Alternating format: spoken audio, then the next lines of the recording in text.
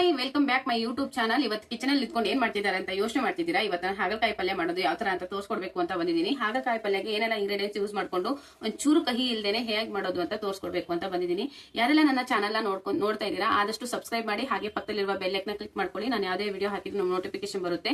ಹಾಗೆ ಹೆಚ್ಚು ಸಪೋರ್ಟ್ ಮಾಡಿ ಅಂತ ಹೇಳ್ತಾ ಇವಾಗ ವಿಡಿಯೋ ಸ್ಟಾರ್ಟ್ ಮಾಡೋಣ ಬನ್ನಿ. ಹಾಗಲಕಾಯಿ ಪಲ್ಯ ಒಂಚೂರು ಕಹಿ ಇಲ್ದೇನೆ ಯಾವ ತರ ತುಂಬಾ ಟೇಸ್ಟಿಯಾಗಿ ಮಾಡೋದು ಅಂತ ತೋರಿಸ್ಕೊಡ್ಬೇಕು ಅಂತ ಬಂದಿದ್ದೀನಿ. ಹಾಗಲಕಾಯಿ ಪಲ್ಯ ತಿನ್ನೋದ್ರಿಂದ ಶುಗರ್ ಇರೋರಿಗೆ ತುಂಬಾ ಯೂಸ್ಫುಲ್ ಆಗುತ್ತೆ. ಹಾಗೆ ನಮ್ಮ ಬಾಡಿಯಲ್ಲಿ ರಕ್ತಚಲನ ಚೆನ್ನಾಗುತ್ತೆ. ಹಾಗಾಗಿ ಸ್ವಲ್ಪ ಕಹಿ ಇದ್ರೂ ತಿನ್ನೋದು ತುಂಬಾ ಒಳ್ಳೇದು ಅಂತ ಹೇಳ್ತಾ ವಿಡಿಯೋ ಸ್ಟಾರ್ಟ್ ಮಾಡೋಣ ಬನ್ನಿ.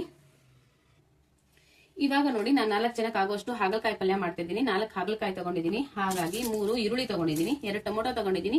ಯಾರಿಗೆ ಸ್ವಲ್ಪ ಹುಳಿ ಇಷ್ಟ ಇಲ್ಲ ಟೊಮೊಟೊ ಸ್ಕಿಪ್ ಮಾಡ್ಬೋದು, ಒಂದೇ ಒಂದು ಹಾಕೋಬಹುದು. ಬಟ್ ನನಗೆ ಟೊಮೊಟೊ ಇಷ್ಟ, ಸ್ವಲ್ಪ ಹುಳಿ ಇರಬೇಕು ಅಂದ್ಬಿಟ್ಟು ಹುಳಿ ಮಾಡ್ತಾ ಇದ್ದೀನಿ.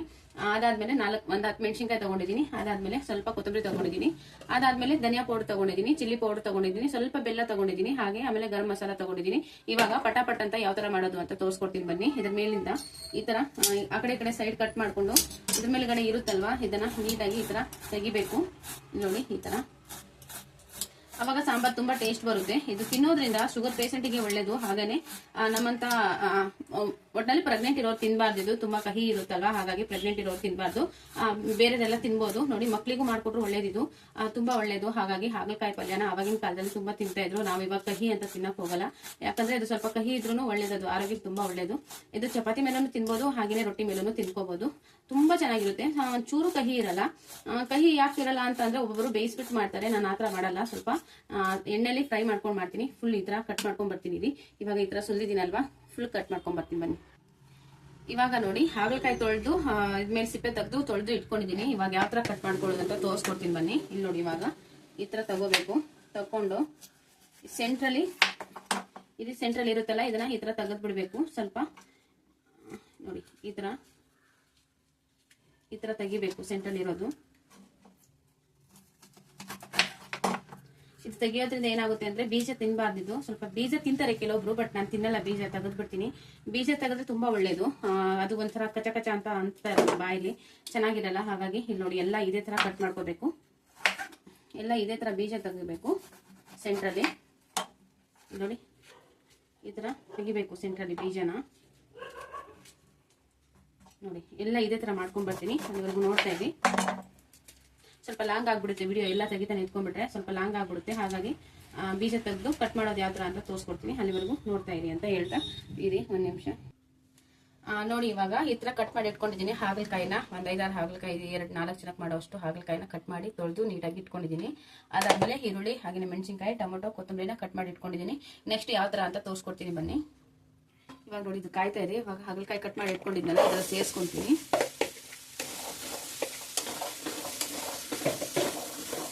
ನೋಡಿ ಈ ತರ ಫ್ರೈ ಮಾಡ್ಕೋಬೇಕು. ಒಂದ್ 2-3 ನಿಮಿಷ ಅದು ಸ್ವಲ್ಪ ಫ್ರೈ ಆಗೋವರೆಗೂ ಕಾಯಬೇಕು. ನೋಡಿ ಆಮೇಲೆ ಯಾವ ತರ ಅಂತ ತೋರಿಸ್ಕೊತೀನಿ. ಫ್ರೈ ಆಗಿ ಒಂದ್ ಸ್ವಲ್ಪ ಹೊತ್ತು ನೋಡಿ. ಇವಾಗ ಸ್ವಲ್ಪ ಬ್ರೌನ್ ಕಲರ್ ಬಂದಿದೆ. ಇನ್ನೂ ಸ್ವಲ್ಪ ಬ್ರೌನ್ ಕಲರ್ ಬರೋವರೆಗೂ ನೀಟಾಗಿ ಇದನ್ನ ಹುರ್ಕೋಬೇಕು. ನೋಡಿ ಈ ತರ ಕಲರ್ ಕಾಣಿಸ್ತಾ ಇದೆ ಅಲ್ವಾ, ಈ ತರ ಹುರ್ಕೊಂಡಾದ್ಮೇಲೆ ಇವಾಗ ನೆಕ್ಸ್ಟ್ ಇದರಲ್ಲಿ ಆಯಿಲ್ ಹಾಕಿ ಫ್ರೈ ಮಾಡ್ತೀನಿ. ನೋಡಿ ಇವಾಗ ನೋಡಿ 1 ಸ್ಪೂನು, 2 ಸ್ಪೂನು, 3 ಸ್ಪೂನ್ ಹಾಕ್ಬಿಟ್ಟು ನೀಟಾಗಿ ಫ್ರೈ ಮಾಡ್ಕೋಬೇಕು. ಅದನ್ನ ತೋರಿಸ್ತೀನಿ ನೋಡಿ. ಈ ತರ ಹಾಕ್ಬಿಟ್ಟು ನೀಟಾಗಿ ಫ್ರೈ ಮಾಡ್ಕೋಬೇಕು. ಒಂದು 5 ನಿಮಿಷ ಆದ್ರೂ ಫ್ರೈ ಮಾಡಬೇಕು ಮಿನಿಮಮ್. ಇದು ಸ್ವಲ್ಪ ಜಾಸ್ತಿ ಇರೋದು ಕಮ್ಮಿ ಆಗಬೇಕು, ಆ ಥರ ಫ್ರೈ ಮಾಡಬೇಕು. ನೋಡಿ ಈ ತರ ಫ್ರೈ ಮಾಡ್ಕೋಬೇಕು ಆಯಿಲ್ ಹಾಕ್ಬಿಟ್ಟು. ಯಾಕಂದ್ರೆ ಈ ತರ ಫ್ರೈ ಮಾಡೋದ್ರಿಂದ ಒಂದು ಚೂರು ಕಹಿ ಬರಲ್ಲ. ಒಂದು ಸ್ವಲ್ಪ ಆ ಕಡೆ ಸ್ವಲ್ಪ ನೀಟಾಗಿ ನಾವು ಫ್ರೈ ಮಾಡ್ಕೊಳ್ಳಿಲ್ಲ ಅಂದ್ರೆ ಸ್ವಲ್ಪ ಕಹಿ ಬರುತ್ತೆ. ಅದಕ್ಕೆ ಈ ತರ ನೀಟಾಗಿ ಆಯಿಲ್ ಹಾಕ್ಬಿಟ್ಟು ಒಂದು 5 to 10 ನಿಮಿಷ ಫ್ರೈ ಮಾಡ್ಕೋಬೇಕು ನೀಟಾಗಿ. ಇದು ಇನ್ನೊಂದು ಸ್ವಲ್ಪ ಫ್ರೈ ಆಗಬೇಕು. ಹೀಗೇನೆ ನೋಡ್ತಾ ಇರಿ. ಇದೇ ಮೇನ್ ಇರೋದು. ಒಗ್ಗರಣೆ ಹಾಕೋದನ್ನ ನೆಕ್ಸ್ಟ್ ಎಲ್ಲರೂ ಮಾಡ್ತಾರೆ, ಬಟ್ ಇದೇ ಮೇನ್ ಇರೋದು. ಹಾಗಾಗಿ ಇದನ್ನ ನೀಟಾಗಿ ಫ್ರೈ ಮಾಡ್ಕೋಬೇಕು. ಇದನ್ನ ಚಪಾತಿ ಜೊತೆಗೆ ಹಾಗೆ ರೊಟ್ಟಿ ಜೊತೆಗೆ ತಿನ್ನಕ್ಕೆ ತುಂಬಾ ಟೇಸ್ಟ್ ಆಗಿರುತ್ತೆ. ಮತ್ತೆ ಮುದ್ದೆ ಜೊತೆ ಸೈಡ್ ತಿನ್ನಕ್ಕೂ ಸಕ್ಕತ್ತಾಗಿರುತ್ತೆ. ನೋಡಿ ಇವಾಗ ಹೀಗೇನೆ ಫ್ರೈ ಮಾಡ್ಕೋಬೇಕು. ನೋಡಿ ಫ್ರೈ ಆಗ್ತಾ ಇದೆ, ಇನ್ನು ಸ್ವಲ್ಪ ಫ್ರೈ ಆಗಬೇಕಿದ್ದು. ನೋಡಿ ಈ ತರ ಡೀಪ್ ಫ್ರೈ ಆಗಿದೆ. ನೋಡಿ ಯಾವ ತರ ಫ್ರೈ ಆಗಿದೆ ಅಂತ ಈ ತರ ಫ್ರೈ ಮಾಡ್ಕೋಬೇಕು. ಫ್ರೈ ಆದ್ಮೇಲೆ ಇದನ್ನ ಒಂದು ತಟ್ಟೆಯಲ್ಲಿ ತೆಗೆದು ಇಟ್ಕೋಬೇಕು. ಈ ತರ ನೋಡಿ ಈ ತರ ತೆಗೆದು ಇಟ್ಕೋಬೇಕು. ನೋಡ್ತಾ ಇದ್ದೀನಿ ನೋಡಿ, ಪ್ಲೇಟಲ್ಲಿ ತೆಗೆದು ಇಟ್ಕೊಂಡಿದ್ದೀನಿ. ನೆಕ್ಸ್ಟ್ ಯಾವ ತರ ಫ್ರೈ ಮಾಡೋದು ಮತ್ತೆ ಮಸಾಲೆನ ಯಾವ ತರ ಮಾಡೋದು ಅಂತ ತೋರಿಸ್ಕೊಡ್ತೀನಿ ಬನ್ನಿ. ಮತ್ತೆ ಇನ್ನೊಂದು ಸ್ವಲ್ಪ ಎಣ್ಣೆ ಹಾಕೊಂಡಿದ್ದೀನಿ. ಇವಾಗ ಸಾಸಿವೆ, ಹಾಗೇನೆ ಜೀರಿಗೆ, ಅದಾದ್ಮೇಲೆ ಸ್ವಲ್ಪ ಕರಿಬೇವು ಸೇರಿಸ್ಕೋಬೇಕಿದ್ರಲ್ಲಿ. ನೋಡಿ ಅದಾದ್ಮೇಲೆ ಈರುಳ್ಳಿ ಮತ್ತೆ ಮೆಣಸಿನ್ಕಾಯಿನ ಹಾಕೋಬೇಕು ನೋಡಿ. ಈರುಳ್ಳಿ ಮತ್ತೆ ಮೆಣಸಿನ್ಕಾಯಿ ಹಾಕೊಂಡು ಬ್ರೌನ್ ಕಲರ್ ಬರೋವರೆಗೂ ಫ್ರೈ ಮಾಡ್ಕೋಬೇಕು ನೋಡಿ. ಈರುಳ್ಳಿ ಇವಾಗ ಬ್ರೌನ್ ಕಲರ್ ಬಂದಿದೆ. ಆವಾಗಲೇ ಇಟ್ಕೊಂಡಿದ್ನಲ್ಲ ಮಸಾಲೆ, ಧನಿಯಾ ಪೌಡ್ರು ಹಾಗೆ ಚಿಲ್ಲಿ ಪೌಡ್ರು, ಗರಂ ಮಸಾಲ ಮತ್ತೆ ಬೆಲ್ಲನ ಸೇರಿಸ್ಕೊತಾ ಇದ್ದೀನಿ.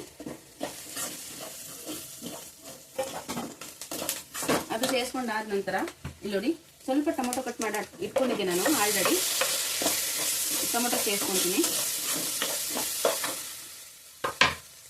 ನೋಡಿ. ಇದು ಇವಾಗ ಫ್ರೈ ಆಗ್ತಾ ಇದೆ. ರುಚಿಗೆ ತಕ್ಕಷ್ಟು ಉಪ್ಪು ಹಾಕೋಬೇಕು ನೋಡಿ. ಜಾಸ್ತಿ ಹಾಕೋಬೇಡಿ, ಸ್ವಲ್ಪ ಕಮ್ಮಿ ಹಾಕೊಳ್ಳಿ. ಇದ್ರಲ್ಲಿ ನೀರು ಯೂಸ್ ಮಾಡಂಗಿಲ್ಲ ಈ ಪಲ್ಯದಲ್ಲಿ. ನೀರು ಯೂಸ್ ಮಾಡಿದ್ರೆ ಸ್ವಲ್ಪ ಕಹಿ ಬಂದ್ಬಿಡುತ್ತೆ. ಓನ್ಲಿ ಬರದೆ ಎಣ್ಣೆಲೆ ಫ್ರೈ ಮಾಡ್ಕೋಬೇಕು, ಎಣ್ಣೆಲೆ ಮಾಡ್ಕೋಬೇಕು ಅಷ್ಟೇನೆ. ಸ್ವಲ್ಪ ನೀರು ಯೂಸ್ ಮಾಡಿದ್ರೆ ಸ್ವಲ್ಪ ಕಹಿ ಬಂದ್ಬಿಡುತ್ತೆ. ಇವಾಗ ಆಗಿದೆ. ಇವಾಗ ಇಲ್ಲಿ ಫ್ರೈ ಮಾಡಿ ಇಟ್ಕೊಂಡಿದ್ನಲ್ಲ ಹಾಗಲಕಾಯಿನ ಇದ್ರಲ್ಲಿ ಸೇರಿಸ್ಕೊಂತಿದ್ವಿ ನೋಡಿ.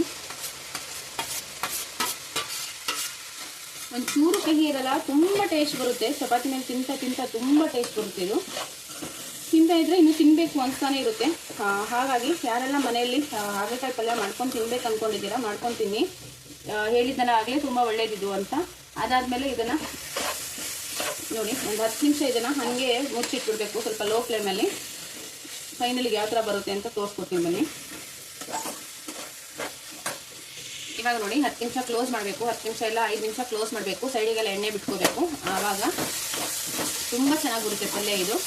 ಒಂದು 2 ನಿಮಿಷ ಇಲ್ಲ 5 ನಿಮಿಷ ಮುಚ್ಚಿಟ್ಬಿಡಿ, ಸ್ವಲ್ಪ ಲೋ ಫ್ಲೇಮ್ ಮಾಡಿ. ಇವಾಗ ನೋಡಿ ಸೈಡಿಗೆಲ್ಲ ಎಣ್ಣೆ ಬಿಟ್ಕೊಂಡಿದ್ದೀನಿ ನೋಡಿ. ಇವಾಗ ಕೊತ್ತಂಬರಿ ಸೇರಿಸ್ಕೊಂಡು ಲಾಸ್ಟಿಗೆ ಕೊತ್ತಂಬರಿ ಸೇರಿಸ್ಕೋಬೇಕು. ತುಂಬ ಟೇಸ್ಟಿಯಾಗಿ ಬರುತ್ತೆ. ಒಮ್ಮೆ ಮನೇಲಿ ಟ್ರೈ ಮಾಡಿ ಅಂತ ಹೇಳಕ್ಕೆ ಇಷ್ಟಪಡ್ತೀನಿ ನಾನು. ಹಾಗೆ ನನ್ನ ಚಾನಲ್ ಯಾರೆಲ್ಲ ನೋಡ್ತಾ ಇದ್ದೀರಾ ಆದಷ್ಟು ಸಬ್ಸ್ಕ್ರೈಬ್ ಮಾಡಿ, ಹಾಗೆ ಪಕ್ಕದಲ್ಲಿರುವ ಬೆಲ್ ಐಕಾನ್ ಕ್ಲಿಕ್ ಮಾಡ್ಕೊಳ್ಳಿ. ನಾನು ಯಾವುದೇ ಹೊಸ ರೆಸಿಪಿ ಹಾಕಿದ್ರು ನಿಮಗೆ ನೋಟಿಫಿಕೇಶನ್ ಬರುತ್ತೆ.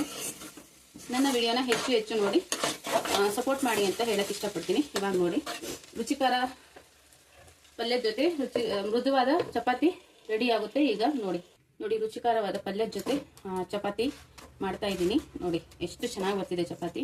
ನಾನು ಸ್ವಲ್ಪ ಆಯಿಲ್ ಕಂಟ್ರೋಲ್ ಮಾಡ್ತೀನಿ ಚಪಾತಿಗೆ, ಹಾಗಾಗಿ ಆಯಿಲ್ ಹಾಕಿಲ್ಲ. ನೋಡಿ ಎಷ್ಟು ಚೆನ್ನಾಗಿ ಬಂದಿದೆ ಚಪಾತಿ.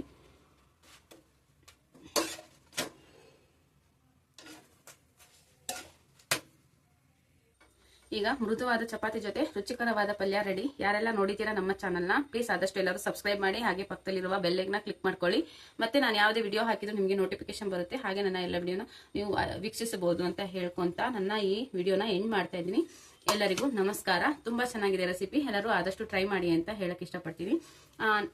ನೆಕ್ಸ್ಟ್ ವಿಡಿಯೋದಲ್ಲಿ ಸಿಗ್ತೀನಿ. ಅಲ್ಲಿವರೆಗೂ ನನ್ನ ಕಡೆಯಿಂದ ನಿಮ್ಗೆಲ್ಲರಿಗೂ ಧನ್ಯವಾದಗಳು ಹೇಳ್ತಾ ಈ ವಿಡಿಯೋನ ಎಂಡ್ ಮಾಡ್ತಾ ಇದ್ದೀನಿ. ಆದಷ್ಟು ಎಲ್ಲರೂ ವೀಕ್ಷಿಸಿ ಅಂತ ಹೇಳ್ತಾ ಇದ್ದೀನಿ. ಬಾಯ್ ಫ್ರೆಂಡ್ಸ್, ಬಾಯ್.